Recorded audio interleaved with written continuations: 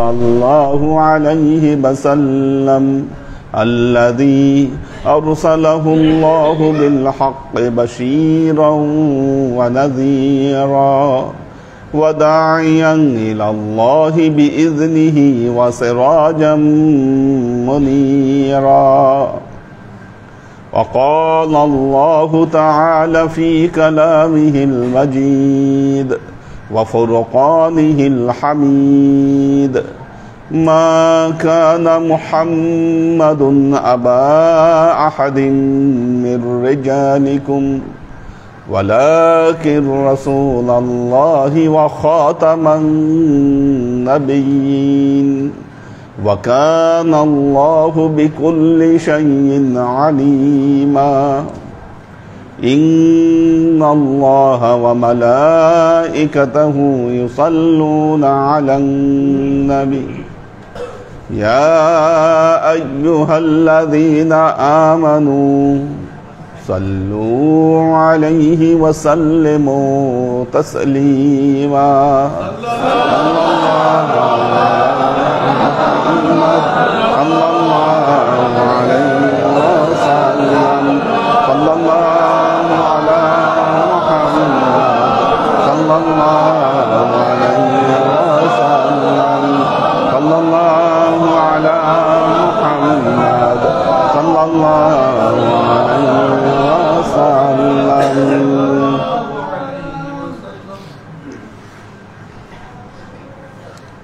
আল্লাহর আশিক ও সালেক বৃন্দ, পবিত্র শাবান মাস আমাদের মাঝে সমাগত। আর শাবান আশ-শাহরুস সাকি, সেচ কাজের মাস শাবান।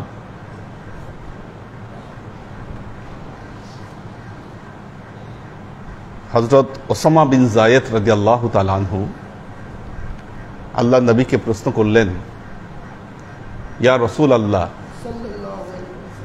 লাম আরাকা আন তাসুমা আকসারা মিন শাহরি শাবান। ইয়া রাসূলাল্লাহ, আপনি শাবান মাসে যত রোজা রাখেন এত রোজা আপনাকে অন্য কোনো মাসে রাখতে দেখি না, এর কারণ কি? আল্লাহ নবী উত্তর দিলেন, হুয়া শাহরুন ইয়াগফিলুন নাস বাইনার রজব ওয়া শাবান। গাড়ির কি আপডেট? আচ্ছা, কি গাড়ি? হায়েস না? হায়েস না? আচ্ছা, হ্যাঁ, কত লাগছে? আচ্ছা আচ্ছা আচ্ছা আচ্ছা, বুঝতে পারছি। শুক্রবার তো, এই জন্য আর ঠিক আছে, সমস্যা নেই। তাহলে মানুষ একটু বেশি যেতে পারবে আর কি। তো হুয়া শাহরুন ইয়াগফিলুন নাস বাইনার রজব ওয়া শাবান, এই মাস এমন এক মাস, রজব এবং শাবানের মধ্যবর্তী এই মাস সম্পর্কে মানুষ গাফেল। ওয়া ফিহি ইরফাউল আমাল ইলাল্লাহি তাআলা, কিন্তু এই মাসে বান্দার এক বছরের আমল আল্লাহর কাছে তুলে নেওয়া হয়। আমরা জানি যে শাবান মাসে আল্লাহ আমাদের জন্য একটা পবিত্র রাত উপহার দিয়েছেন, যেই রাত হচ্ছে লাইলাতুন নিসফে মিন শাবান তথা শবে বারাত। অত্যন্ত গুরুত্বপূর্ণ রাত, রুহানিয়াতের রাত, দোয়া কবুলের রাত, মানুষের আত্মশুদ্ধির রাত শাবান। তো এই যে শাবান,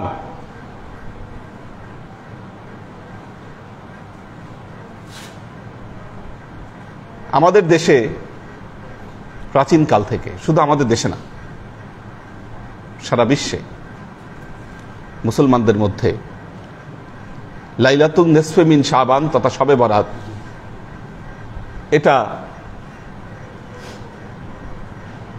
এর ধর্মীয় ভাব গাম্ভীর্যের সাথে এই রাতকে পালন করা হতো। এই রাত নিয়ে কোনো সন্দেহ ছিল না, কোনো কনফিউশন এই রাত নিয়ে কারোর মধ্যে ছিল না। যার পরও প্রমাণ হচ্ছে ইমাম ফাকিহির লেখা তারিখে মক্কা, ইমাম ফাকিহির তারিখে মক্কার মধ্যে এই বইটি লেখা হয়েছিল 300 হিজরির ভেতরে, 267 বা 68 হিজরিতে বইটি লেখা। ইমাম ফাকিহি এই বইটি লিখেছিলেন। সেখানে তিনি উল্লেখ করেছেন, যখন মধ্য শাবানের রাত্রি আসতো আমরা বাইতুল্লাহ চলে যেতাম, আমরা সেখানে নামাজ আদায় করতাম, কোরআন তেলাওয়াত করতাম, জমজমের পানি পান করতাম এবং জমজমের পানি আমরা আমাদের গায়ে মাখাতাম লাইলাতুন নিসফে মিন শাবানে। তার মানে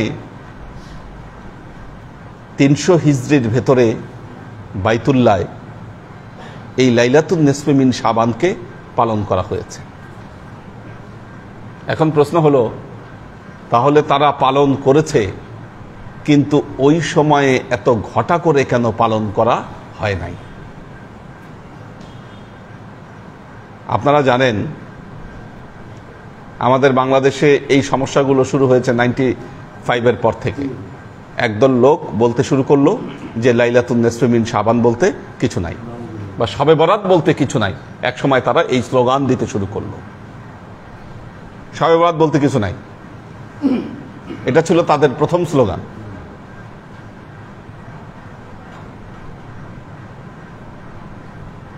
যখন পবিত্র কোরআন এবং হাদিস থেকে যথেষ্ট দলিল তাদেরকে দেখানো হলো শবে বরাতের পক্ষে, এরপর তাদের দ্বিতীয় স্লোগান শুরু হলো, শবে বরাত আছে কিন্তু এই রাতে ইবাদত বন্দেগীর কোনো প্রয়োজনীয়তা নাই, বা এই রাত ঘটা করে পালন করার কোনো প্রয়োজনীয়তা নাই। এই শ্রেণীর লোকদের বক্তব্য, এই দলভুক্ত লোকদের বক্তব্য, তারা বলতে চায়, ধরুন আল্লাহ নবী জব আর খেজুর খেয়েছেন, ওনাদের বক্তব্যের মাপকাঠি এরকম, আমাদেরকে খাইলে জব আর খেজুরই খাইতে হবে, আমরা যদি আটার রুটি দিয়ে খেজুর খাই তাহলে বেদাত হয়ে যাবে। দেখবেন কথায় কথায় বলে বেদাত, সহি আকিদা, এই ধরনের কথা, এই ধরনের স্লোগান তারা দেওয়ার চেষ্টা করে। আল্লাহ নবীর সময়ে আপনারা যে এত মাহফিল করেন, আল্লাহ নবীর সময় এত মাহফিল হতো? এখন বাংলাদেশে প্রতি রাতে 20,000 মাহফিল হয়। কি আস্তে সাউন্ড অফ করে রাখেন। আল্লাহ নবীর সময় মাইক ব্যবহার হতো? আল্লাহ নবীর সময় ফেসবুক ছিল? কি এগুলা কোনোটাই বেদাত হয় না, কোনোটাই বেদাত হয় না। কিন্তু যখন ধর্মীয় ক্ষেত্রে আমরা একটু ব্যাপকতা আনার চেষ্টা করি, তখন তারা যুক্তি দাঁড় করে যে না, এই ব্যাপকতা করা যাবে না, এগুলা বেদাত, আল্লাহ নবীর সময় ছিল না।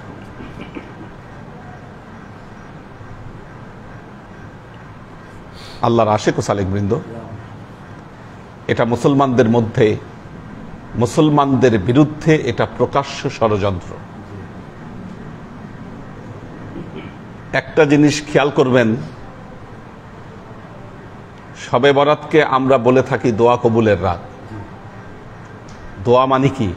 আপনার মনের প্রার্থনা, আপনার হৃদয়ের আরজি, সবকিছু আল্লাহ যে রাতে কবুল করবেন, এই রাত হলো শবে বরাত। এরকম রাত আমাদের জন্য আরেকটা আছে, কতগুলাই আছে। আরেকটা হলো লাইলাতুল কদর। কিন্তু খেয়াল করে দেখেন, শবে বরাত হলো নির্দিষ্ট, লাইলাতুল কদর হলো অনির্দিষ্ট। লাইলাতুল কদর পাইতে গেলে আপনাকে কয়েক রাত নক করতে হবে, আর শবে বরাত এক রাত নক করেই আপনি পেয়ে যাবেন। কাজে এরকম একটা রাতে আপনার ইবাদত বন্দিগিতে বাধা দেওয়ার অর্থই হলো আপনাকে আল্লাহর রহমত এবং বরকত থেকে বঞ্চিত করা। যারা আপনাদেরকে আল্লাহর রহমত এবং বরকত থেকে বঞ্চিত করতে চায়, মনে রাখবেন তারাই আপনাদেরকে শবে বরাতে বাধা দেয়। এখন প্রশ্ন হলো, তাহলে শবে বরাত কি? কোরআন হাদিসে শবে বরাত সম্পর্কে কিচ্ছু নাই? থাকা সত্ত্বেও কেন শবে বরাত নিয়ে এত প্রশ্ন, এত কনফিউশন? আল্লাহর আশিক ও সালেক বৃন্দ, পবিত্র কোরআনের সূরা দোখান আল্লাহ বলছেন, আউযু বিল্লাহি মিনাশ শাইতানির রাজীম, বিসমিল্লাহির রহমানির রহিম, হামিম ওয়াল কিতাবিল মুবিন, ইন্না আনজালনাহু ফি লাইলাতিন মুবারাকাতিন, ইন্না কুন্না মুনজিরিন, ফিহা ইফরাকু কুল্লু আমরিন হাকীম, আমরাম মিন ইনদিনা, ইন্না কুন্না মুরসিলিন, রাহমাতাম মির রাব্বিকা, ইন্নাহু হুয়াস সামিউল আলীম। হামিম এর অর্থ আল্লাহ ভালো জানেন। অল কিতাবিল মুবিন, আমি এই প্রকাশ্য কিতাবের শপথ করে বলছি, আমি আল্লাহ এই প্রকাশ্য কিতাবের শপথ করে বলছি। ইন্না আনজালনাহু ফি লাইলাতিন মুবারাকাতিন, নিশ্চয়ই আমি এই পবিত্র কোরআনকে এক বরকতময় রাতে অবতীর্ণ করেছি।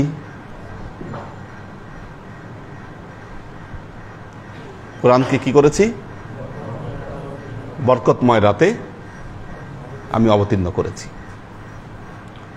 যখন কোরআন অবতীর্ণর কথা আসে তখন মুফাসসিরগণ এখানে আরেকটা কথা বলেছেন।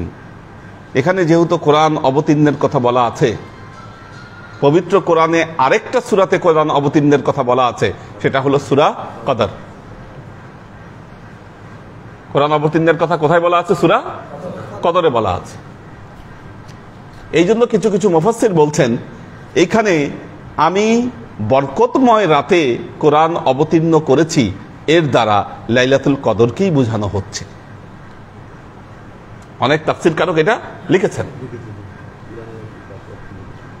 অনেক তাফসীরকারক এটা লিখেছেন যে এই রাত মানে লাইলাতুল কদর। এখন আপনারা বলেন,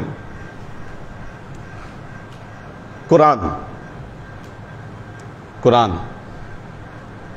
আল্লাহ নবীর উপর সুদীর্ঘ 23 বছরে অবতীর্ণ হয়েছে। সুদীর্ঘ 23 বছরে আল্লাহর নবীর উপর অবতীর্ণ হয়েছে।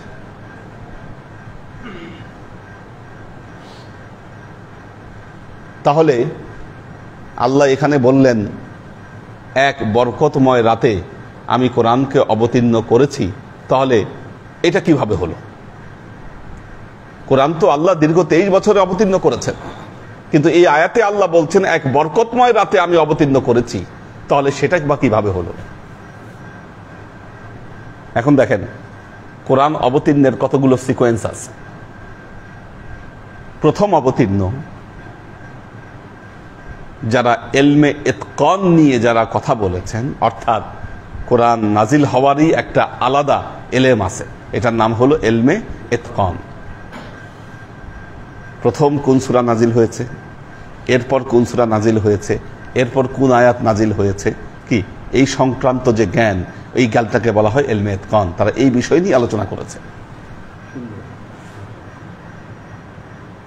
কোন সূরার কোন অংশ কখন অবতীর্ণ হয়েছে, কি কারণে এই সূরার আয়াত হিসাবে এই আয়াতকে সংশ্লিষ্ট করা হয়েছে, এই জ্ঞানের মূল আলোচনার বিষয় হলো এটা। কাজী পবিত্র কোরআনের সর্বপ্রথম নাজিল হলো কোনটা? সূরা আলাক। সূরা আলাকের প্রথম 5 আয়াত। প্রথম 5 আয়াত। ইকরা বিইসমি রাব্বিকাল্লাযী খলাক, খলাকাল ইনসানা মিন আলাক।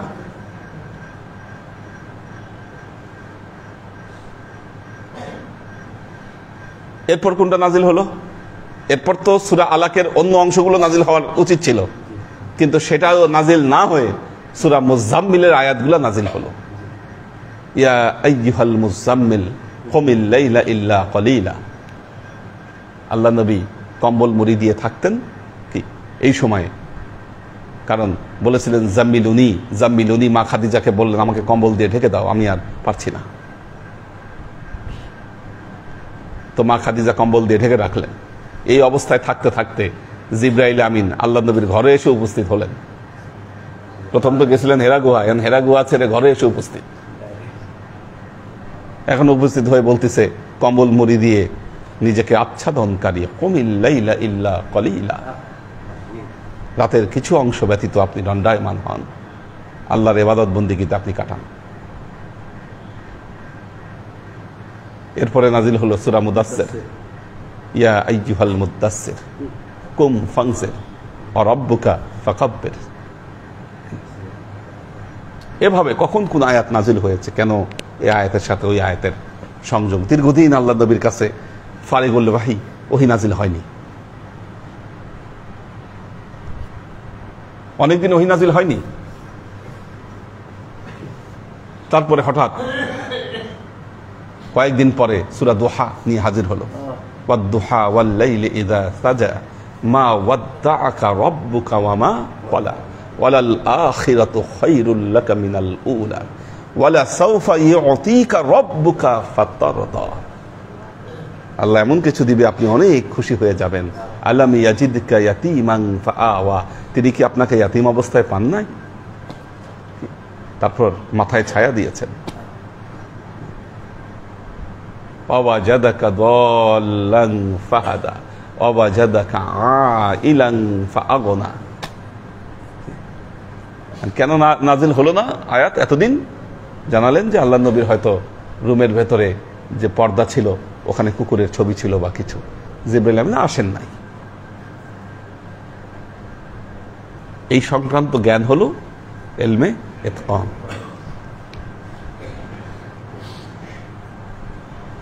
কোরআনের তাফসির করতে গেলে আপনাকে 18টা জ্ঞান সম্পর্কে ধারণা থাকতে হবে।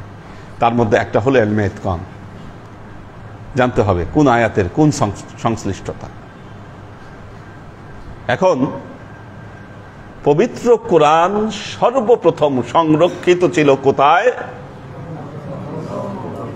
লাওহে মাহফুজে, বাল হুয়া কুরআনুম মাজিদ ফি লাওহে মাহফুজ। পবিত্র কোরআন ছিল লাওহে মাহফুজে সংরক্ষিত। সেখান থেকে আল্লাহ এই কোরআনকে অবতীর্ণ করলেন প্রথম আসমানের বাইতুল ইজ্জত নামক একটা জায়গায়, যেটা সহিহ হাদিস দ্বারা প্রমাণিত।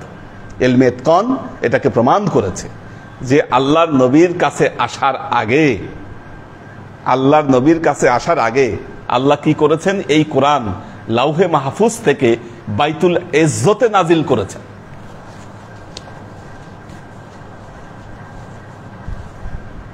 এখন বাইতুল ইজ্জত থেকেই হঠাৎ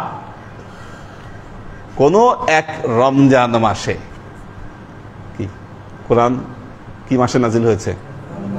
রমজান মাসে। কি কোরআন রমজান মাসে নাজিল হয়েছে? শাহরু রমাদানাল্লাযী উনজিলা ফীহিল কুরআন। আল্লাহ বলছেন সূরা বাকারায়, শাহরু রমাদানাল্লাযী উনজিলা ফীহিল কুরআন হুদাল লিন-নাস ওয়া বায়্যিনাতিম মিনাল হুদা ওয়াল ফুরকান। মাহে রমজান এমন মাস যেই মাসে কোরআন নাজিল হয়েছে। আল্লাহ নবী যে ধ্যানমগ্ন অবস্থায় ছিলেন হেরা গুহায়, কি এই যে জিবরাইল আমিনকে পাঠিয়ে দিলেন আর 3 বার চাপ দিলেন আর বললেন ইকরা, কি এই ঘটনা ঘটেছিল মাহে রমজান মাসে। এটা ঘটেছিল মাহে রমজান মাসে।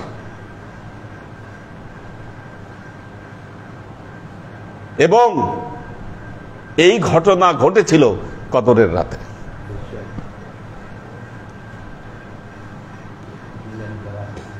হ্যাঁ হ্যাঁ, এই ঘটনা ঘটেছিল কবে? লাইলাতুল কদরের রাতে।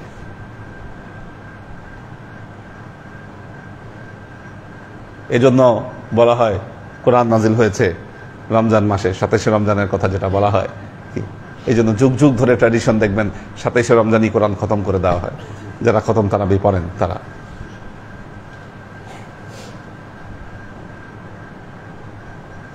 সুতরাং হযরত ইকরামা রাদিয়াল্লাহু তাআলা আনহু, কে? হযরত ইকরামা রাদিয়াল্লাহু তাআলা আনহু, আল্লাহর নবীর সাহাবী। তিনি বলেছেন সূরা দোখানে, ইন্না আনজালনাহু ফি লাইলাতিন মুবারাকাতিন, আমি বরকতপূর্ণ রাতে এই কোরআনকে নাজিল করেছি।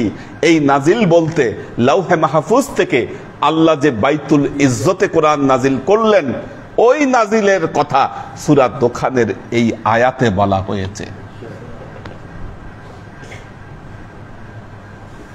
ক্লিয়ার?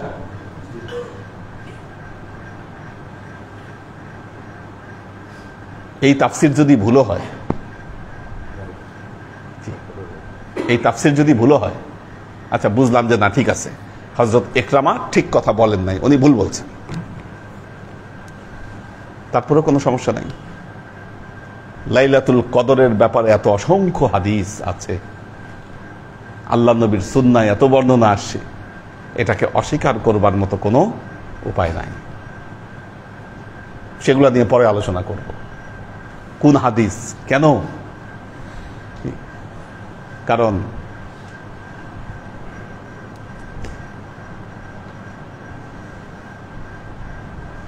আমাদের মরহুম মুর্শেদ, আমার পিতা, এই প্রতিষ্ঠানের নাম দিয়েছেন আঞ্জুমানে ইসলাহাল ঈমান। এটা এমন আঞ্জুমান যেটা ইমানের ইসলাহ ঘটাবে। মারকাজে তালিম, তালিম দেওয়া হবে, ওয়া তাফাক্কুরে ইসলাম, ইসলাম নিয়ে চিন্তা ভাবনা করতে হবে।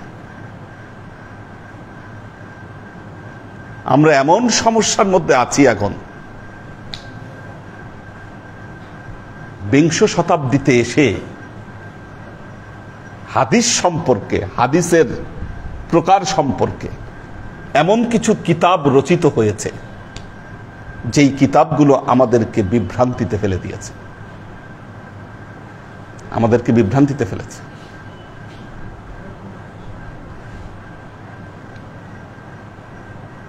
হযরত আলী রাদিয়াল্লাহু তাআলা আনহুর হাদিস, আল্লাহর নবী যার ব্যাপারে বলছেন আলা মদিনাতুল ইলম ওয়া আলিয়্যু বাবুহা। এই মূর্খগুলা বলে এটাও হাদিস না, এটাও নাকি মিথ্যা কথা। আল্লাহর নবী বলছেন আমি জ্ঞানের নগরী, আলী হচ্ছে সেই জ্ঞানের দরজা। অথচ পুরা সিয়াসেত্তার মধ্যে এই জ্ঞানের দরজা যিনি, তার 100টা হাদিসও আসে নাই। শবে বরাত সম্পর্কে হাদিস যিনি বর্ণনা করছেন, হাদিসের রাবি যিনি একজন, হাদিসটা বর্ণনা করছেন হযরত আলীর কাছ থেকে।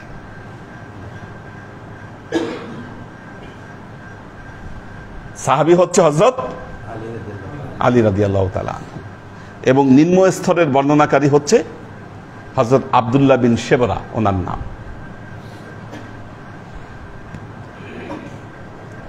ওই হাদিস, ইজা কানাত লাইলাতুন নিসফি মিন শাবান ফাকুমু লাইলাহা ওয়া সুমু নাহারাহা, যখন মধ্য শাবানের রাত্রি আসে সারা রাত জাগ্রত থাকো, সারা দিন তোমরা রোজা রাখো। কারণ আল্লাহ তাআলা এই রাতে প্রথম আসমানে নেমে আসে এবং মানুষকে ডেকে ডেকে বলতে থাকে, আলা মিন মুস্তাগফিরিন ফাগফিরুহু, তোমাদের মধ্যে কে আছো আমার কাছে ক্ষমা চাও, আমি তাকে ক্ষমা করব। আলা মিন মুস্তারজিকিন ফাআরযুকুহু, কে আছো আমার কাছে রিজিক চাও, আমি তাকে রিজিক দেব। আলা মিম মুবতালিইন ফাউআফিয়াহু, কে আছো বিপদগ্রস্ত আমাকে বলো, আমি তাকে বিপদ থেকে উদ্ধার করব।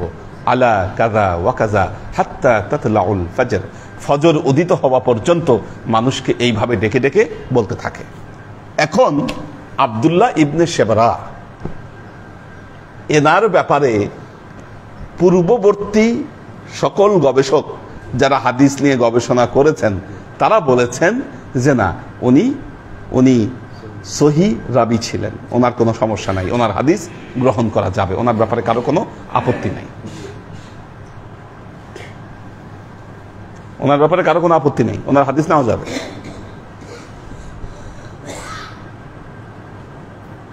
যুগ যুগ ধরে কোনো আপত্তি হয় নাই।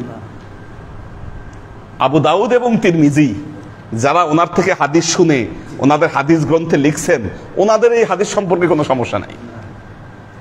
কিন্তু এই বিংশ শতাব্দীতে এসে শেখ আলবানী এবং তার আর যে কিছু শিষ্য, ওনারা বলতেছে ওনার হাদিস গ্রহণ করা যাবে না।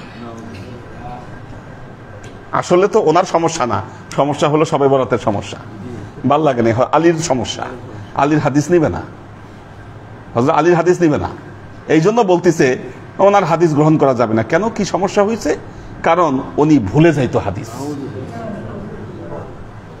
কারণ হাদিসের কোনো সমস্যা নাই, এটা মারফু, আল্লাহ নবীর কাছ থেকে বর্ণনা করছে ডাইরেক্ট, কি প্রত্যেক স্তরের রাবী আছে কি। এখন এই হাদিসকে তো আর কোনোভাবে তো সমস্যায় ফেলতে পারতেছে না, এখন না ফেলতে পারে বলতেছে হাদিসের সমস্যা নাই, হাদিস মারফু, কিন্তু যিনি বর্ণনাকারী তার সমস্যা আছে, এই লোক ভুলে যাইতো। ১৫০০ বছর পর একজন লোক সে বলতেছে ১০০০ বছর আগে বা ১২০০ বছর আগে যেই লোক ছিল, এই লোক ভুলে যাইতো হাদিস কি। আর আমরা কতটা বোকা কি, নির্লজ্জের মতো এনাদের এই কথাগুলো বিশ্বাস করতেছি না, আসলে তাই তো।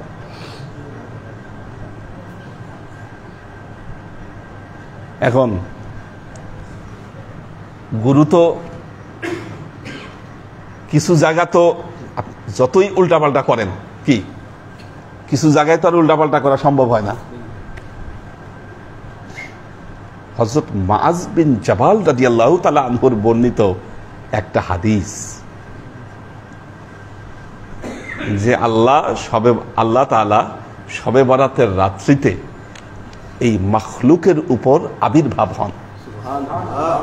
ইয়াত্তালিউল্লাহু ফি লাইলাতিন নিসফি মিন শাবান আলাল মাখলুক ফায়াগফিরু জামিআল মাখলুক ইল্লাল মুশরিক ওয়াল মাশাহিন।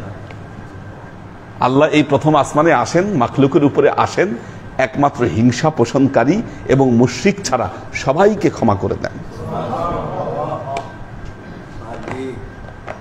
আপনাদের মোবাইলের সফটওয়্যারে কি যে হাদিসগুলো ওখানে ঢুকে দেখেন, শেখ আলবানী এই হাদিসকে বলছে এটা সহিহ হাদিস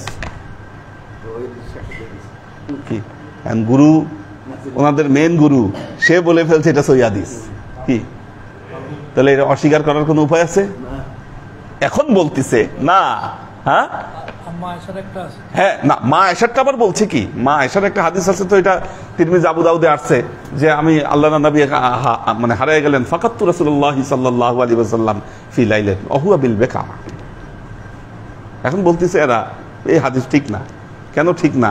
রাতের অন্ধকারে এত দূর থেকে কেমনে দেখলো যে আল্লাহ নবী জান্নাতুল বাকিতে আছে? ওই যেমন ওই যে আমির হামজা সাহেব বলছে আল্লাহ নবী সিনাসাক হয় না, এটা মিথ্যা কথা, বুখারীর হাদিস কি বলতেছে না সিনাসাক হয় না, তো এরাও বলতেছে এটা এই হাদিস ঠিক নাই। কেন ঠিক নাই? কেমনে দেখলো? এই রাতের অন্ধকারে কেমনে দেখলো যে মা আয়েশা কেমনে দেখলো আল্লাহ নবী জান্নাতুল বাকিতে বসে আছে? আরে বেটা, তোদের এই খেয়াল নাই লাইলাতুন নিসফি মিন শাবান, 15ই শাবানের রাত, আকাশে জলজলে চাঁদ, এই পুরা পূর্ণিমার মধ্যে কি আরব দেশের চাঁদের যে কি আলো কি, আমরা একবার দেখছিলাম মরুভূমির মধ্যে, আপনি চাঁদ দেখলে অবাক হবেন, এত বড় চাঁদ চিন্তা করা যায়। কোন যুক্তি দিয়ে কি বুঝায় কি এই গরু ছাগল গুলাকে ধরে আনা উচিত, ধরে বসায় এদেরকে নতুনভাবে দার্স দেওয়া উচিত, তওবা পড়ায়। এনারা কোথাও যাবে না, কারো সামনেও আসবে না, দেখবেন মিডিয়াতে একটা বক্তব্য দিয়ে খালাস, কুল্লু খালাস, লাপাতা। কিন্তু এই যে মানুষকে, শত শত মানুষকে যে তারা বিভ্রান্ত করছে, এর দায় কোথায় যাবে? আগে দেখবেন যে শবে বরাতের রাত হলে আমাদের প্রায় মসজিদগুলা গম গম করত। আমরা রাস্তা দিয়ে হেঁটে গেলে দেখতাম যে প্রায় মসজিদে মাইক চলতেছে, আলোচনা হচ্ছে, মানুষ জিকির আজকারে লিপ্ত আছে। কি এখন এরা রাস্তা দিয়ে হাঁটে কি আর বলে আমরা সহি কাজ করছি, শবে বরাতের মতো একটা রাতকে আমরা মসজিদ বিমুখ করে দিছি, মানুষকে কত সহি কাজ করছি। এরা যখন হাঁটে, এদের সাথে কি হাঁটে বলেন তো? হ্যাঁ, শয়তান তো কয়, হারে আমার কাম তোমরাই করে দিছো, কি আমার এখন আর কোনো কাজ করার দরকার নাই। বংশালে আলে হাদিসের মসজিদে নর্মাল টাইমে যদি নামাজের সময় থাকে 8:30, ওই দিন জামাত পড়ে 8টায়।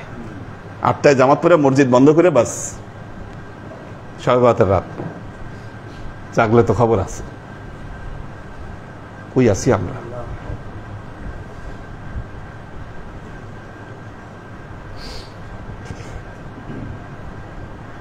কাজী মনে রাখবেন, যে আল্লাহর নবীর একটা সুন্নতকে জিন্দা করবে, তার মর্যাদা কি? 100 শহীদের মর্যাদা পাবে সে। কাজেই শবে বরাতের বিরুদ্ধে যত ষড়যন্ত্র হবে, আপনারা তত ব্যাপকতা নিয়ে শবে বরাতের ইবাদত বন্দেগী করবেন। খালি নিজেরা করলে হবে না, ইবাদত বন্দেগী কি? আল্লাহ নবী যখন অসুস্থ অবস্থায় ঘরে নামাজ পড়েছিলেন, তখন জানালার পর্দা তুলে তারপর নামাজ পড়েছিলেন, যে না, দেখাইতে হবে মানুষকে যে না আমি পড়ছি নামাজ। কি খালি নিজে পড়লে হবে না, আজান দিয়া পড়তে হবে, মানুষকে জানায় পড়তে হবে যে দেখ আমরা করতেছি। তখন কি হবে? এদের মুখটা ছোট হয়ে যাবে, এত চেষ্টা করলাম, কি কামের কাম কিচ্ছু হইল না।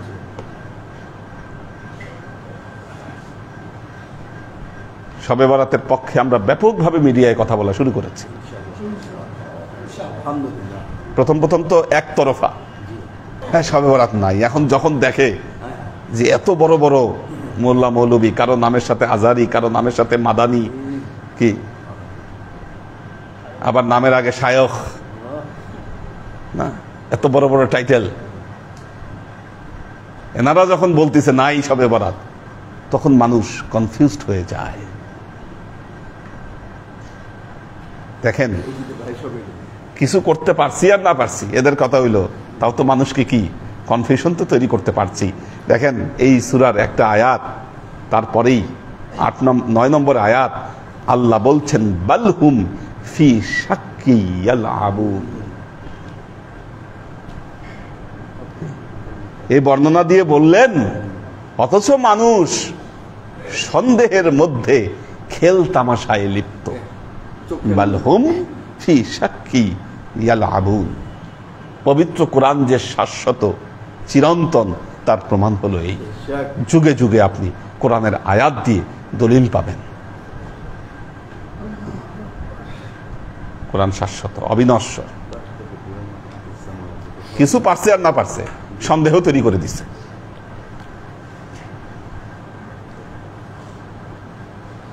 এই সন্দেহ থেকে দূরে যাওয়ার জন্য ডাইরেক্ট লাইনে কথা বলতে হবে আপনাকে।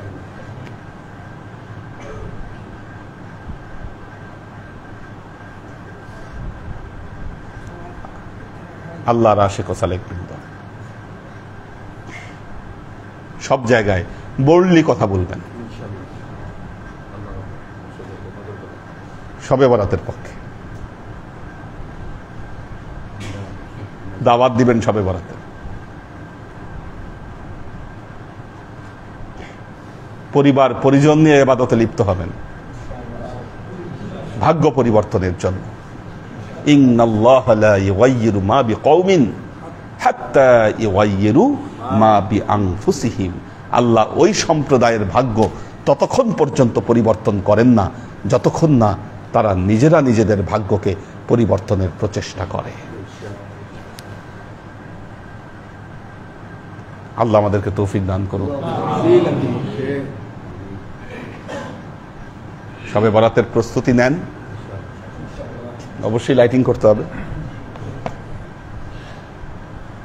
যদিও মানুষ বলবে এই বেদাতি কারবার করতেছে, দেখো লাইটিং করছে, কেউ আবার বলবে অপচয় করছে। হুজুর, বিয়ের সময় সাজাইলে অপচয় হয় না, লক্ষ লক্ষ টাকা খরচ করে বাজি পুরাইলে কি সেটাও অপচয় হয় না। কিন্তু আমরা সবে বরাত একটু সাজাইলে কি দেখবেন কত কত ফতোয়া, কত কিছু।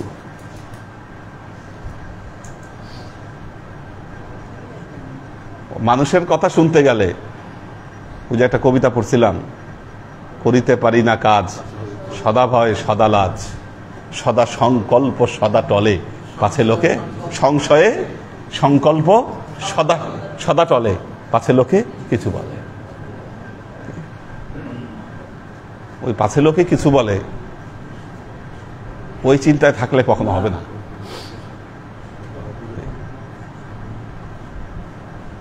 ফতোয়া দিয়ে আপনারে ঘুম পাড়ায় রাখবে এই দিন আগে আগে, কি ঘুম থেকে কিভাবে জাগ্রত করতে হয় সে দায়িত্ব আমাদের। বারাকাল্লাহু লানা ওয়া লাকুম ফিল কুরআনিল আযীম ওয়া নাফা'না ওয়া ইয়্যাকুম লা আয়াতি ওয়া যিকরিল হাকীম ইন্নাহু তাআলা জাওয়াদুন কারীমুম মালিকুন বাররাউফুর রহিম। হ্যাঁ, রোজা হবে 25, 26, 27। কারণ 25 তারিখ রাতে তো জাগ্রত, জাগার ফ্যাক্ট তো 25 তারিখ রাতে।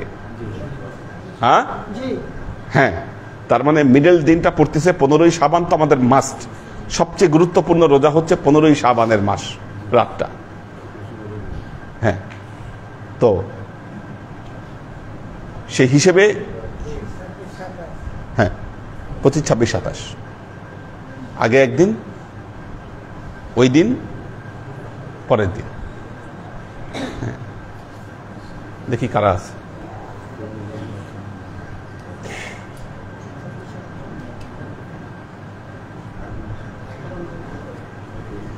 আবার মাঝে মধ্যে চাঁদ দেখার হেরফেরের কারণে মেন শবে বরাতের কিন্তু একটু এদিক সেদিক হয়। আমরা তো চাঁদ দেখায় ডিসিশন নিতে পারি না এখন পর্যন্ত। আমরা এমন জাতি, চাঁদ দেখার ব্যাপারে ফিক্স ডিসিশনে আসতে পারিনি। আমরা ইফতারির সেহেরির লাস্ট টাইম বলে দিই স্যাটেলাইট ব্যবহার করে। স্যাটেলাইট আমাদেরকে তথ্য দেয় এটা সেহেরির কিন্তু লাস্ট টাইম। কারণ হচ্ছে খাইতুল আবিয়াজ শুরু হয়ে গেছে মিনাল আসওয়াদ। ইফতারির লাস্ট টাইম এটা বলে দিচ্ছি প্রযুক্তি ব্যবহার করে। কোথায় কোন জায়গায় চন্দ্রগ্রহণ হবে কি এটা 2-6 মাস আগে বলে দেওয়া সম্ভব। তাহলে চাঁদ কোথায় কখন কোন দেশে উঠতেছে এটা কি বলা সম্ভব না? আপনি স্যাটেলাইট ব্যবহার করেন, প্রযুক্তি ব্যবহার করেন, অকাট্যভাবে বলে দেওয়া যাবে এই দিন এইখানে চাঁদ উঠছে। কিন্তু আমাদের বাংলাদেশের কিছু মানুষের প্রবলেমের কারণে আমরা এই ব্যাপারে কংক্রিট ডিসিশনে আসতে পারিনি। না, ওনারা এটা মানতে রাজি না। এই জন্য দেখবেন একবার তো একজন আমাদের বাংলাদেশের বিখ্যাত একজন আলেম রাত 2:30টার সময় চাঁদ দেখছে। প্রথম চাঁদ উঠার 2 ঘন্টা পরে চাঁদ ডুবে যায়। উনি রাত 2:30টার সময় চাঁদ দেখছে, আরেকজনকে সাক্ষী রাখছে, এরপর দিন ঈদ পালন করছে। আপনারা সবাই জানেন এই ঘটনা। হ্যাঁ, অনেক তারাবি হয়েছে। আপনাদের ওখানে ভিন্ন কাহিনী। সুরভি আক্তার নিপা, শায়লা ইলিয়াস, সৈয়দ আমরিন শরীফ, মাহফুজুল হক উজ্জ্বল, জেবা ফারজানা, কৈথর বিথি, নাজিমউদ্দিন ভাইয়ের ফ্যামিলি আছেন, HM মিল্টন, সাওয়ান খান, মোহাম্মদ আব্দুল বারি। আব্দুল বারি অনেকদিন দেখি না ওনাকে, নাকি ও দেশে আছে না? যশোরের রকি, জোসনা বেগম, HK হানিফ, ওমর শরীফ, সুরাইয়া আক্তার, AK আজাদ, জেসমিন আক্তার,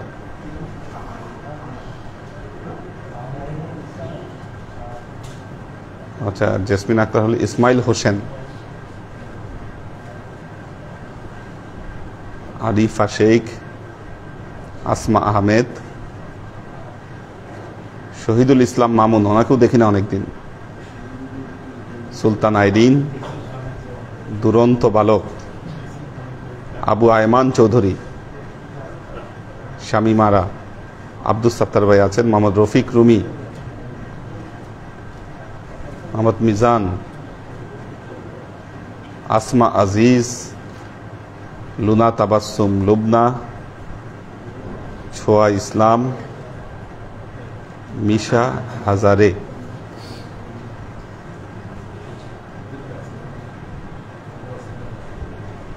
সাজ্জাদ রহমান, আলী আকবর ভাই আছেন, ফারহান আহমেদ, পীরবনরা 33,900 বার দরুদ শরীফ পাঠ করেছে, মুস্তাহিদ নূর মাহিন।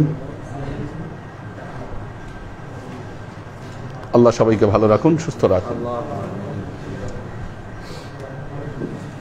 কে দোয়া চাইছে?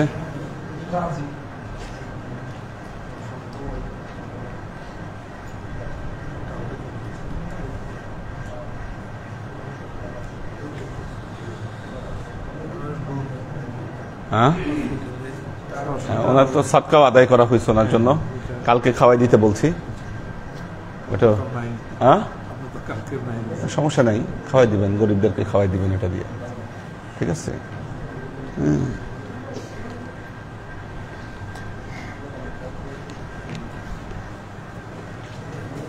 আল্লাহুম্মা আমিন।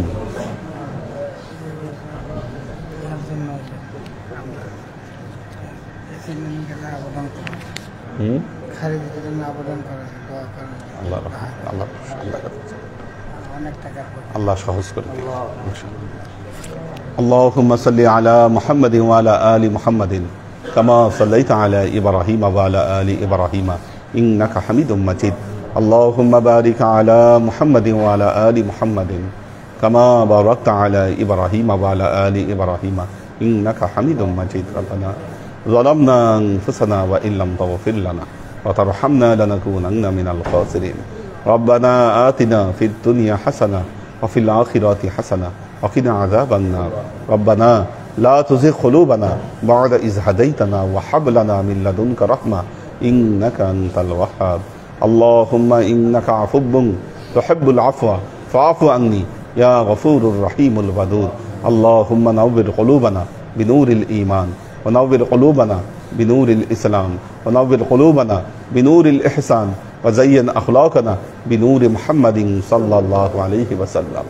اللهم إنا نسألك علما نافعا رزقا واسعا عملا مقبولا شفاء من كل داء قلبا خاشعا ذهنا ذاكرا إيمانا كاملا توبة قبل الموت راحة عند الموت ونجاة بعد الموت. اللهم إنا نسألك رحمتك في كل درجة فلاح في كل أمر ونعوذ بك من الشرك والشك والنفاق والبدعة ومن كل وسوسة الشيطان. يا الله يا رحمن يا مالك, আমরা এতক্ষণ তোমার দরবারে যে সমস্ত আমলকে উপস্থাপন করলাম ত্রুটি মুক্তভাবে এই আমলগুলোকে তুমি কবুল করে নাও। তুমি আমলের যা আমাদের পিয়ারা নবী হযরত মুহাম্মদ মুস্তাফা সাল্লাল্লাহু আলাইহি ওয়াসাল্লামের কাছে পৌঁছে দাও। আল্লাহ আমাদের নবীর পরিবারবর্গের কাছে তুমি এর যাকে পৌঁছে দাও। এই দুনিয়ার সমস্ত আম্বিয়ায়ে কেরাম, সাহাবায়ে কেরাম, তাবেঈন, তাবেঈন, ওয়ালি আউলিয়া, গাউস কুতুব, আমাদের মা বাবা, ভাই বোন, আত্মীয় স্বজন, এই দরবার থেকে যত পীর ভাই বোন চলে গেছে সবার রূহে আল্লাহ তুমি এর যাকে পৌঁছে দাও। তুমি তোমার হাবিবের ওসিলায় আমাদের সবাইকে কবুল ও ক্ষমা করে দাও। আমাদের জীবন থেকে সমস্ত অভাব অভিযোগ, বালা মুসিবত, দুঃখ কষ্ট, রোগ শোককে দূরীভূত করে দিয়ে দৃঢ় হস্তে তোমার দ্বীনের খেদমতের তৌফিক তুমি আমাদেরকে দান করো। আজীবন যেন তোমার হেদায়েতের পথে প্রতিষ্ঠিত থাকতে পারি সে তৌফিক তুমি আমাদেরকে দান করো। আল্লাহ আমাদের মধ্যে যারা অসুস্থ রয়েছে আল্লাহ তুমি তাদেরকে সুস্থ করে দাও। আল্লাহ তুমি আমাদের সবাইকে দীর্ঘ এবং নেক হায়াত তুমি দান করো। আল্লাহ আমাদের সবার ইহকালীন এবং পরকালীন জীবনে আল্লাহ তুমি তরক্কি দান করো। আল্লাহ